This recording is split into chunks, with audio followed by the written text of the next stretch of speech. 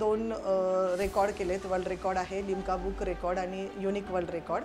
1994ला लग्न होऊन मी पुण्यात आले. तो विचार केला की का नाही, जे आपल्याला येतं ते का नाही करायचं. मग असं करता करता 1 2 3 वर्ष 4 वर्ष गेली त्या पिरियडमध्ये सुरुवातीच्या, की जेव्हा या वातावरणात मी स्वतःला ॲडजस्ट करत होते. नमस्ते, मी ॲडव्होकेट नीरा धाडगे. कोणत्याही क्षेत्रात तुमची कामगिरी वाखाणण्यासारखी असेल, इतक्या लोकांशी मी बोलतेय ना, काहीतरी रोज नवीन शिकायला मिळतं. एकमेकांना मदत करण्यासाठी तुम्ही ही कम्युनिटी जॉईन करू शकता, पुणे वुमन्स क्लब.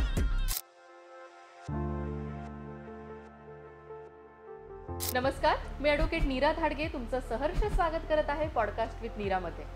मेहंदी राचन लागे हातामध्ये तेरे नामदी, आई शुभ घडी देखो म्हारे अंग राजनी. आज अशीच शुभ घडी घेऊन आपल्याबरोबर आलेले आहेत धनश्री हेनरे मॅम. मेहंदीमध्ये आपण काय काय करू शकतो. एक छोटीशी गोष्ट आहे मेहंदी, जी आपण साज शृंगार करायला किंवा आपल्याला स्वतःला नटवण्यासाठी आपण करतो. फक्त मेहंदी असं तिला नाही म्हणू शकणार तुम्ही आजच्या पॉडकास्ट नंतर. आपण खूप काही जाणून घेऊयात. वेलकम मॅम, तुम्ही आज इथे आलात. तुमच्याबद्दल आम्हाला सांगाल.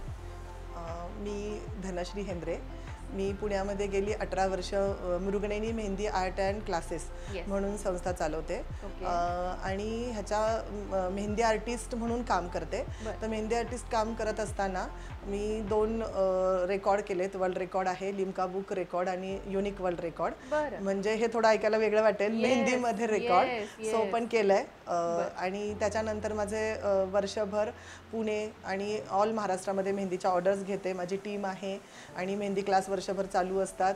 तर अशा माध्यमातून मी मेहंदीचे क्लासेस, ऑर्डर्स आणि त्याच्यासोबत थोडं सोशल असं दोन्ही कामं एकत्र करते. बरं बरं बरं. किती वर्ष मॅम तुम्ही मेहंदी आर्टिस्ट आहात? जवळजवळ 18-1 वर्ष मी काम करते ह्या क्षेत्रामध्ये. बरं. आणि कशा तुम्ही ह्या क्षेत्रामध्ये आलात? ह्या क्षेत्रात येण्याचं कारण असं होतं की 1994ला लग्न होऊन मी पुण्यात आले. कारण मी पुण्यातली नाही आहे, म्हणजे पुणे जिल्ह्यातली पण नाही आहे. मी नगर जिल्ह्यात एका खेडेगावातनं लग्न होऊन सदाशिव पेठे सारख्या ठिकाणी मी पुण्यामध्ये आले. आणि अतिशय सुशिक्षित कुटुंब, नवरा बँकेमध्ये, सासरे बँकेमध्ये, अशा घरामध्ये. आणि थोडंसं माझं ट्रॅजेडी होती की माझी आई लवकर वारली, त्यामुळे गावाकडे लवकर लग्न करून देतात. सो शिक्षण पूर्ण न होताच लग्न करून मी पुण्यात आले. मग त्याच्यानंतर पर्याय होता की शिक्षण करू किंवा मग घर, ह्या सगळ्या वातावरणात नवीन स्वतःला मॅच करून घेण्याचं. सो मला त्यावेळेला शिक्षण नाही करता आलं पुढे. तर मग ह्याच्यातनं कला होती जी ग्रामीण भागातनं आले तरी जे अंगभूत म्हणतो आपण, रांगोळी, मेहंदी आपल्या अंगात असतं. तर मग विचार केला की का नाही, जे आपल्याला येतं ते का नाही करायचं आपण. सो मग त्याच्यामध्ये सुरुवातीला मित्रमैत्रिणींमध्ये, नातेवाईकांमध्ये मेहंदी काढत गेले. तर त्याच्यातनं असं सगळ्यांचं कौतुक की छान काढते, छान काढते. मग असं करता करता 1 2 3 वर्ष 4 वर्ष गेली त्या पिरियडमध्ये सुरुवातीच्या, की जेव्हा या वातावरणात मी स्वतःला ॲडजस्ट करत होते. त्याच्यानंतर 1 4 वर्षांनी मी जुळ्या मुलांची आई झाले. सो तेव्हा 1 2 3 वर्ष गेली. पण हे काम थोडंसं चालू होतं, बॅक ऑफ माइंड होतं की करायचंय मेहंदीमध्ये. पण मला इतकं माहिती नव्हतं की ह्याच्यामधून आपण अर्थार्जन करू शकतो, म्हणजे एक छान कौतुक करतायत इथपर्यंत होतं. आणि मग माझ्या एका मैत्रिणीची बहीण आहे, जिनी मला सुरुवातीला, खरं म्हणजे तिने मला जागा केलं त्यातनं की अगं तू ही जे मेहंदी काढते तर ह्याच्यामधून तू खूप छान काम करू शकते, ऑर्डर घेऊ शकतो आपण. तर तू तिच्याबरोबर जॉईन हो आणि बघ तिच्यासोबत काम करता येईल. तर माझे वीक पॉईंट असे होते की एकतर मी पुण्यामध्ये नव्हते, मला पुणे फारसं माहिती नव्हतं. त्याच्यानंतर दुसरं होतं की मला 2 व्हीलर येत नव्हती, म्हणजे व्हेकल प्रॉब्लेम होता. कुठेही पोचायचं तर रिक्षा, बस शिवाय पर्याय नव्हता. पण त्याही परिस्थितीमध्ये मग असं ठरवलं की जशी मुलं बाहेर पडली प्ले ग्रुपला, जसं मुलं शाळेसाठी, तर तेवढा वेळ मी काढत गेले. मग मुलांना शाळेत सोडून तो काम करून त्यांच्या बरोबर असं. तर हळूहळू त्या ग्रुप सोबत मी 3 वर्ष काम केलं सुरुवातीला. म्हणजे त्यांच्या हाताखाली म्हणतो आपण, जसं त्यांच्यासाठी सपोर्ट म्हणून त्यांच्यासोबत काम केलं. मग ते काम करत असताना कुठेतरी असं लक्षात म्हणजे कळायला लागलं की आपण ऑर्डर कसं घेऊ शकतो. मग त्याच वेळेला स्वतःच्या कॉन्टॅक्टमधून काही ऑर्डर यायला लागल्या. मग म्हटलं का नाही आपण स्वतःचं घ्यायला सुरुवात करायची ऑर्डर. तोपर्यंत मुलंही थोडी शाळेत जाऊन एक वेळ सेटल व्हायला लागला होता. मग मी स्वतःचं सुरुवात केली ऑर्डर घ्यायला. मग ऑर्डर घेताना असं जाणवलं की ऑर्डर एकट्याचं काम नाही आहे हे, कारण एक ब्राईड आली किंवा एखाद्या घरातलं लग्नाचं पूर्ण काम आलं तर आपण एकटे काम करू शकत नाही. जरी तुम्हाला किती स्पीड असला आणि किती छान एक्सपर्ट असाल तर हे काम एकट्याचं नाहीये. तर ह्याच्यासाठी भरपूर हेल्पिंग हँड हवेत आणि मग आपण आपल्यासोबत अजून 4 लोकांना घेऊन केलं तर मग त्याच्यातनं सुरुवातीला मी असंच करत होते मेहंदी, पण मग Mrignayani Mehndi art and classes अशी ही संस्था स्थापन केली की त्या माध्यमातून अनेक मुलींना महिलांना शिकवून आणि त्यांना लगेच माझ्यासोबत काम, म्हणजे ज्या शिकतात त्यांना लगेच माझ्यासोबत अर्थार्जन सुरू होतं. म्हणजे त्यांना ह्याची गरज नाही की शिकल्या घरी गेल्या आता त्या ऑर्डर शोधतील, काम शोधतील आणि करतील. सो त्या शिकत असतानाच माझ्यासोबत जॉईन करतात. वर्षभर माझे सगळे ऑर्डर्स बुकिंग असतात. आता 2025 पर्यंतचे ऑर्डर बुक आहेत. सो त्या काम बुक असतं माझ्याकडे. तर त्यामुळे त्या मुलींना लगेचच काम बघावं लागत नाही. तर अशी टीम वाढत गेली आणि ह्या माध्यमातून ते काम पुढे पुढे करत गेले. बरोबर आहे, बरोबर आहे. वर्ल्ड रेकॉर्ड बद्दल तुम्ही आम्हाला म्हणजे सांगितलं आता, त्याचा एक्सपिरियन्स कसा होता? मग आता मी जसं म्हटलं तुम्हाला की मी ऑर्डर करत होते, क्लासेस घेत होते, तर त्या सगळ्या प्लॅटफॉर्मवर मी सक्सेस होते की मला छान मुली येत आहेत, क्लासला स्टुडंट येत आहेत, त्या घेऊन मी छान मोठ्या मोठ्या ऑर्डर्स करते. हे सगळं फीलफुल होत होतं माझं, सगळी स्वप्न पूर्ण होत होती. एक छान आर्थिक मदत मला त्यातनं होत होती आणि माझ्या माध्यमातून अनेक मुलींनाही होत होती.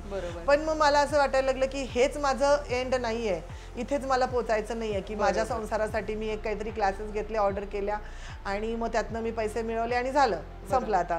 तर नाही, आपण जे काम करतो, कारण ह्या क्षेत्रात मी आली आवडीपासनं, म्हणजे मी प्रोफेशन नाही आधी बघितलं होतं. मी आवड, छंद आणि प्रोफेशनल, म्हणजे माझ्याच आवडीला मी प्रोफेशन केलं होतं. सो म्हणजे आवड आधी होती माझी. तर मग ह्याच्यातून काहीतरी माइलस्टोन होता येईल का, कारण आत्ता हजारो लाखो आत्ता आर्टिस्ट आहेत की जे अनेक जण आपल्या आपल्या क्षेत्रात आपल्या आपल्या ठिकाणी छान काम करतायत आणि सक्सेस आहेत सगळे. मग त्यात मी वेगळी काहीच नाहीये ना की मी पण तेच करते. सो मला एक असं होत होतं की ह्या क्षेत्राचं जेव्हा नाव घेतलं जाईल, जेव्हा कोणीतरी मेहंदीमध्ये येण्याचा प्रयत्न करेन, मी जशी बॅकग्राऊंड ग्रामीण भागातनं होते आणि मी स्वतः हातपाय मारत सगळ्या ह्या गोष्टी करत आले होते की कुठलेही मला प्लॅटफॉर्म मिळाला नव्हता, पण मी निर्माण केलं होतं. तर अशा अनेक ज्या कोणी येणाऱ्या असतील माझ्या मागणं, तर त्यांना एक छान मी एक हे देईल की ह्या इथे आपण पोचायचंय. तर त्यातनं मग असं झालं आणि माझ्या ऍक्च्युली मुलांनी मला हे दाखवलं. म्हणजे आपण जसं म्हणतो ना की मुलं घडवण्यात पेरेंट्सचा हात असतो, तर एका आईला घडवण्यात 2 मुलांचा आणि बायकोला घडवण्यात नवऱ्याचा. तर हे मी खूप अभिमानाने सांगू शकते, कारण माझं बॅकबोन म्हणतो आपण 2 मुलं आणि नवरा आहे माझा, कारण त्यांच्यामुळेच खरं तर डे नाईट मी कधीही बाहेर पडून हे काम करू शकले. आणि त्यांनी ह्याच्यासाठी सर्च केलं की लिम्का बुक रेकॉर्ड होऊ शकतं, युनिक वर्ल्ड रेकॉर्ड होऊ शकतं, आणि मग त्याच्यातनं ती जर्नी माझी स्टार्ट झाली की तिथे पोहोचण्याची. आणि मग मी लकी होते, 1 वर्षभराचा 8 महिन्याचा मी त्यांचा फॉलोअप घेतला लिम्का बुकचा, आणि त्याचाही खूप छान अनुभव होता की त्यावेळेला ज्या एडिटर होत्या तिथल्या मॅम, तर त्या दरम्यान त्यांचे थोडंसं इंजुरी झाल्यामुळे पायाला आणि एज फॅक्टरमुळे त्या घरून हँडल करत होत्या लिम्का बुकचं. त्यामुळे त्या मला छान वेळ देऊ शकत होत्या, कारण आमची ओळख फक्त मेलद्वारेच होती. सो मी त्यांना सारखे मेल करून की मला मॅम रेकॉर्ड करायचे, पण मला विथ परमिशन करायचं. त्याच्यामध्ये 2 कॅटेगरीज असतात, एक तर तुम्ही रेकॉर्ड करता आणि त्यांच्याकडे पाठवता, मग ते व्हेरीफाय करतात होईल का नाही होईल किंवा अटेम्प्ट होईल, आणि एक सेकंड असतं की तुम्ही त्यांची परमिशन घेता, त्यांच्याकडनं रेकॉर्डला घेता विचारून की आम्ही काय ब्रेक करायचंय आणि मग करता. तर ते जास्ती मला सेफ वाटलं, तसं करायचं होतं. मग मी त्यांची परमिशनसाठी प्रयत्न केला वर्षभर. मग त्यांनी मला वर्षभर क्वेश्चन्स विचारले, त्यांनी आणि त्यांचं जे काही होतं पूर्वी पहिलं सांगितलं त्यांनी, तर ते खूप कॉस्टली जाणार होतं. मग मी त्यांना एक फायनल क्वेश्चन विचारला होता मॅमला. म्हटलं मॅम, मी एक ग्रामीण भागातली एक महिला आहे, म्हणजे गृहिणी आहे, आणि मी माझ्या क्षेत्रामध्ये मी खूप छान काम करू शकते, म्हणजे तिथे मी अगदी जीव तोडून माझं काम करते, बट तुम्ही ज्या गोष्टी मला सांगताय की फायनान्शियल स्टेजला, त्या मी नाही पोचू शकत ना, माझ्यासाठी कोणीच नाही देणार आहे आता, हे एवढं मी उभं नाही करू शकत. मग माझ्यासारख्या ज्या महिला आहेत, मुली असतील, तर त्यांनी पोचायचंच नाही का कधी अशा गोष्टींपर्यंत? आम्हाला हे दारं कधी उघडणारच नाहीत का? म्हणजे आम्ही आमच्यातल्या स्वप्न आमच्यातच ठेवायचे, आम्ही रेकॉर्डपर्यंत पोचायचंच नाही. मग हा मेल जेव्हा मी त्यांना केला त्यावेळेला त्यांनी माझ्यात पर्सनल इंटरेस्ट घेऊन त्या म्हणल्या की मी तुला आता परवानगी देणार. त्यांनी माझी पूर्ण चौकशी केली माझ्या कामाबद्दल. मग त्या म्हणल्या मी परवानगी देणार, बट तुला मी जे काही देईन रेकॉर्ड ब्रेक करायला, ते मात्र मी तुला मग फुल सगळ्या ह्याच्यावरती हार्ड देईन, मग तू त्याच्यावरती मला करून दे ते रेकॉर्ड. आणि मग त्यातनं त्यांनी मला बारकावे खूप सांगितले की मी खर्च कसे कमी जास्ती करू शकते, मॅनेज करू शकते, त्याची आयडिया पण त्यांनी दिली मला. जवळजवळ 3 ते 4 पेज मला टर्म्स आणि कंडिशन होते, फुल स्केप पेज. सो त्या पेज मला तेवढे सगळे टर्म्स कंडिशन पाळून मला ते रेकॉर्ड करायचं होतं, ते पाठवायचं होतं. आणि त्याच्यात पण 2 कॅटेगरीत असतात. एक तर तुम्ही रेकॉर्ड करून पाठवता, मग ते 2-3 महिन्यात तुमचं व्हेरीफाय करतात. आणि एक आहे की तुम्ही त्यांना बोलवता इथे. तुम्ही जो लिम्का बुक ऑफ रेकॉर्ड केला तो काय केला? हा, लिम्का बुक रेकॉर्ड म्हणजे मेहंदीमध्ये काय केलं असं सगळ्यांना प्रश्न पडतो खरं तर तो जो आहे ना, तर ते सलग 32 तास नॉनस्टॉप 408 हातांवर मेहंदी काढण्याचा. म्हणजे मी 25 तारखेला, मार्चच्या 25 तारखेला 2014ला सकाळी 10ला स्टार्ट केला, कारण पुण्यात करायचा होता, सदाशिव पेठेत करायचा होता. तो स्टँडर्ड टाइम घेतला मी 10 वाजताचा. सकाळी 10ला स्टार्ट केला मी, दुसऱ्या दिवशी संध्याकाळी 6ला त्या जागेवरनं उठले. बापरे, नॉनस्टॉप मी तिथे केलं. सारसबागेसमोर वेदशास्त्रोत्तेजक हॉल म्हणून आहे, तर त्या हॉलमध्ये मी तो रेकॉर्ड केला त्यावेळेला. बापरे. आणि वर्ल्ड रेकॉर्डचं काय तुमचं हे आहे? आधीचा जे रेकॉर्ड मी ब्रेक केला तो होता 180 हातांचा होता, त्यांचा 27 तासातला. तर मग ते रेकॉर्ड मला ब्रेक करायचं होतं. त्यांनी मला सांगितलं होतं साधारण 200 क्रॉस केले मी हात तरी माझा होऊन जाईल. आणि मी साधारण 28 तास वगैरे असं, त्यांचा 24 तास 45 मिनिटांचा होता, तर मला 27 तास सांगितलं होतं. पण मी करतानाच असा केला होता की 32 तास, म्हणजे मला तेवढे तास मिळत होते, हॉल मला तसा मिळाला होता. सो मी 32 तासाचा केला, 408 हातांचा. आणि ते रेकॉर्ड करताना सुद्धा असं झालं की जो त्यांनी मला कॅटेगरी दिली होती तर ती पाम साईज नव्हती दिली, मला त्यांनी एल्बो साईज कॅटेगरी दिली होती. आणि त्याचे रूल्स असतात की तुम्ही नुसते दनादन मेहंदी काढत सुटले असं नाही चालत. मेहंदी तर काढायची असती, पण एक डिझाईन तुमचं 1 तासामध्ये रिपीट नाही व्हायला लागत. म्हणजे तुम्हाला तेही कॉन्शियस राहायला लागतं की मी आता 4 जणींच्या हातावर काढलं, 5वीच्या मी रिपीट तेच डिझाईन करीन, तसं नाही करू शकत होतो. सो मला लक्षात ठेवून की त्या 1 तासामध्ये माझं डिझाईन रिपीट नाही. तर अशा खूप टफ कॅटेगरीज त्यांनी मला दिल्या होत्या. आणि त्याच्यामध्ये पण होतं की मी पहिलं रेकॉर्ड साधारण 14 तासात त्यांचं ब्रेक केलं, म्हणजे 24 तास 45 मिनिटांचं होतं. आणि त्यांचे झाले, माझे तेवढे हात झाले होते. मग त्याच्या पुढचं सगळं रेकॉर्ड माझं झालं. आणि जेव्हा मी त्यांच्याकडे रेकॉर्ड व्हेरीफायला पाठवलं तर तेव्हा त्यांच्याकडनं मला कॉल आला, मेल आला की मॅम तुमच्या रेकॉर्डमध्ये एकही ब्रेक दिसत नाही आम्हाला, हे रेकॉर्ड आम्ही आमच्याकडे करू शकत नाही, कारण हे ॲबनॉर्मल होईल. एक ह्युमन बॉडी सलग 32 तास जर का अन्न पाणी नाही आहे तुम्हाला खायचं, वॉशरूमला पण नाही जाते, ती व्यक्ती उठत नाहीये, झोपत नाहीये, असं कसं करू शकते रेकॉर्ड. आणि तुम्हाला हेही सांगेन की ह्या रेकॉर्डमध्ये तुमचं मेडिकल चेकअप पण होतं की तुम्ही काही ड्रग्स तर नाही घेऊन बसलायत, ह्या सगळ्या गोष्टी असतात की तुम्ही नॉर्मल आहात. आणि ह्याच्यामध्ये फूड अलाउड नव्हतं मला, मी त्या 32 तासात फूड खाऊ शकत नव्हते. लिक्विड्स घेऊ शकत होतो पण फूड नाही त्या रेकॉर्डमध्ये चालत. मग त्यांनी असं सांगितलं की आता आम्ही तुमचं कुठे दाखवू, आम्हाला ॲटलिस्ट 30 मिनिट ब्रेक द्या. मग त्यांना एक आम्ही 14 तासानंतर एक पहिलं ब्रेक झालं, तिथे त्यांना सांगितलं 30 मिनिट टाका तुम्ही, तिथे 20 टाकलं आणि सेकंड डेला एक 10 मिनिट टाका, असं म्हणून 30 मिनिट माझं त्यांनी रेकॉर्ड असा कुठेतरी ऍडजस्ट केला. आणि मग तो माझा लिम्का बुक मध्ये रेकॉर्ड आणि सर्टिफिकेशन झालं. बापरे, मेहनत आहे ह्या सगळ्या गोष्टींमध्ये, म्हणजे एवढं कॉन्शियस राहून एवढ्या सगळ्या हातांवर मेहंदी काढायची आणि त्याचा रेकॉर्ड तुम्ही केला, खूपच छान गोष्ट आहे. तुम्ही नगरमध्ये एक इव्हेंट केला होता जो खूप गाजला होता, त्याच्याबद्दल आम्हाला सांगा. हां, मी जसं तुम्हाला म्हटलं प्रोफेशनली काम करते, त्यासोबत ह्याच मेहंदीतून सोशल कसं करता येईल, तर त्याचंही एक आहे की ह्या रेकॉर्डनंतर असं झालं की अरे आपल्यासाठी जे काही आपण रेकॉर्ड केलं हे मी केलं, बट माझ्यासाठी जे 408 हात लागले तर ते समाजातल्या सगळ्या इतरांनी मला हात दिले नसते तर मी तो रेकॉर्ड करू शकत नव्हते. ते माझे एकटीचं नाही म्हणू शकत मी. तर मग मी ह्याच्यासाठी काय करू शकते, तर मग हा आनंद आहे मेहंदी काढून देणं, कारण ती थोड्या दिवसात तुमच्या हातावरची जाते, पण तो जो का लावलेला आनंद आहे ना तो कायमस्वरूपी मनात राहतो आपल्या. तर हा आनंद आहे. मग ह्याच्यासाठी गरीब श्रीमंत किंवा लहान मोठं असं काही नाहीये. सो मग आनंद देतो आपण ह्याच्यातनं. तर ह्या संकल्पनेतून मी दरवर्षी म्हणजे पुण्यातील अनेक संस्था आहेत तर त्यांच्याकडे जाऊन फ्री ऑफ कॉस्ट काम करते.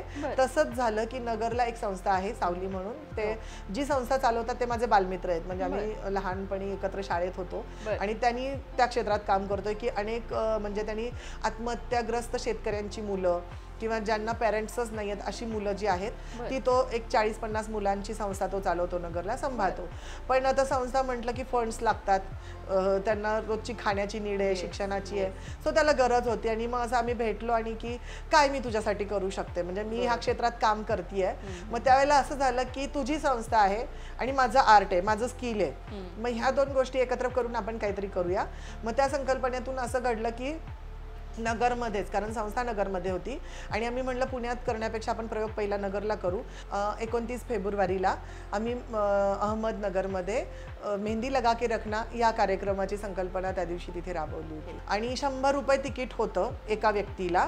त्या 100 रुपयामध्ये त्या आलेल्या महिलेला हातावर मेहंदी काढून मिळणार होती येऊन स्टेजवर, प्लस तिला ते गाणं ऐकायला मिळणार होतं. त्यावेळेला आम्ही एक ऑर्केस्ट्रा होता गाण्याचा, तोही स्टेजवर होता, म्हणजे साईड बाय साईड गाणी चालू होती, मेहंदी काढणं. आणि त्या 100 रुपयात हे 2 कार्यक्रम प्लस त्यांचे 100 रुपये त्यांच्या समोर त्या संस्थेला डोनेट होणार होते. म्हणजे एका तिकिटात 100 रुपयाच्या 3 फायदे. सो तो हॉल पूर्णपणे 100% बुक झाला होता. प्लस ऐन वेळेला असं झालं की इतके तिकीट्स संपल्यानंतर इतक्या लोकांची रिक्वायरमेंट आली की आम्हाला प्रोग्राम अटेंड करायचा. मग जवळजवळ एक टेम्पो खुर्च्या आणून आम्ही त्याच्यामध्ये लावल्या होत्या की त्यांना जागा बसायला लोकांना. एवढा सुंदर रिस्पॉन्स आला आणि जवळजवळ 60,000 ते 70,000 त्या 3 तासामध्ये 100 रुपयाच्या तिकिटाप्रमाणे आम्हाला. आणि काहींनी उत्स्फूर्त मदत केली, कोणी चेक दिलं, कोणी जागेवर डोनेशन्स दिले, असे सगळे 60,000 ते 70,000 रुपये अमाऊंट त्या दिवशी जमा झाली. आणि ती अमाऊंट आम्ही त्याच ठिकाणी संस्थेला डोनेट केली. एक छोटासा मदत आम्ही त्यांना करू शकलो, म्हणजे मेहंदीच्या माध्यमातूनच.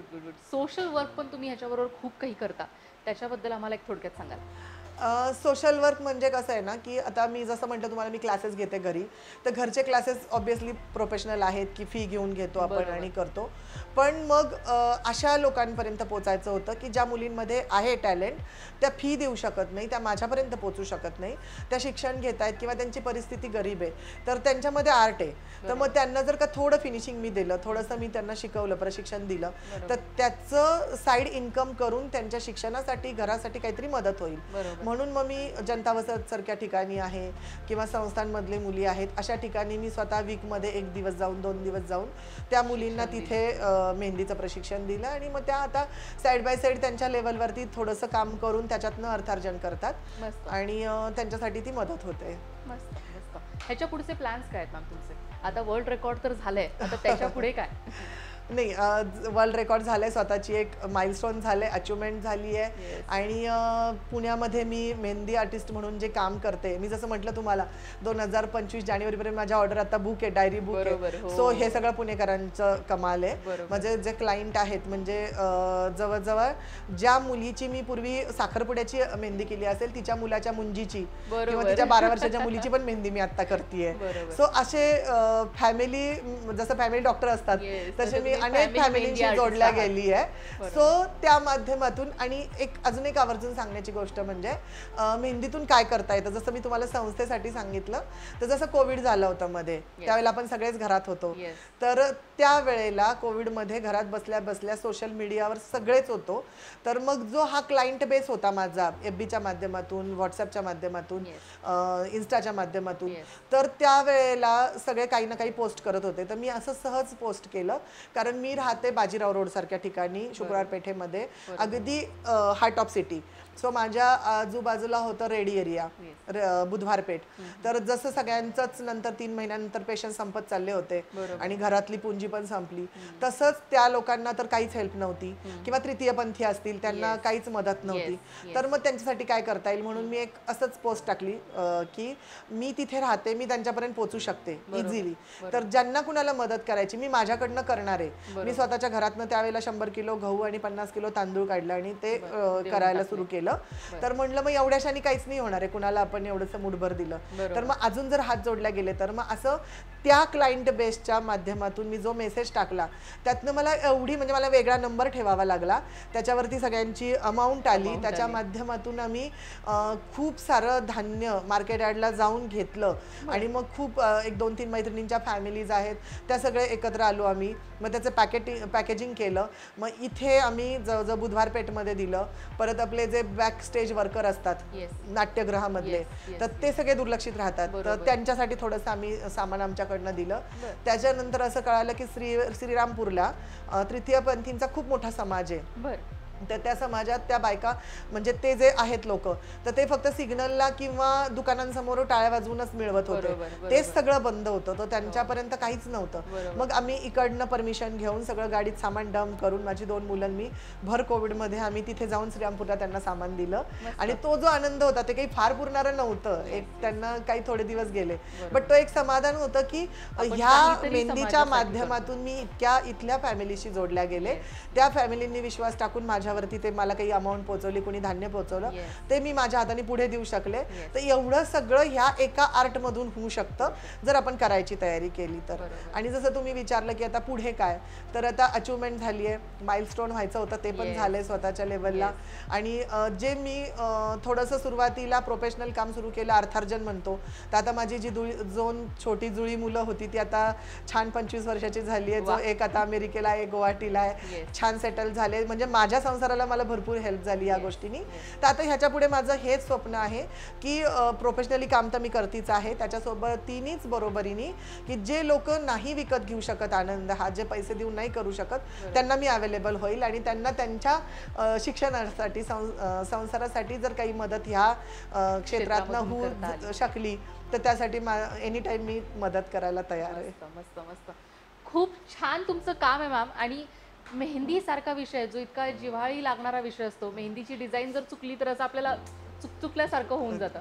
आणि लग्न कार्यांमध्ये तर इतका त्याचा हे असतो की नाही मला मेहंदी छान हवी आहे. लहान मुलांपासून ते मोठ्या लोकांपर्यंत सगळ्यांना मेहंदी आवडते.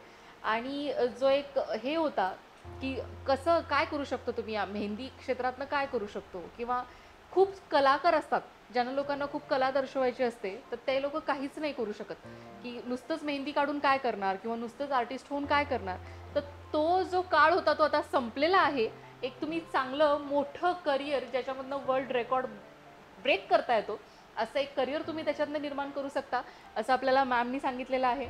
आणि त्यांनी ते करून दाखवलेलं आहे. तुमच्या नक्कीच मेहंदीच्या ऑर्डर्स असतील, मॅडमला तुम्ही संपर्क करू शकता. आज तुम्ही इथे आलात आणि आम्हाला इतकं इन्स्पायर केलं तुमच्या स्टोरीमधनं. थँक्यू.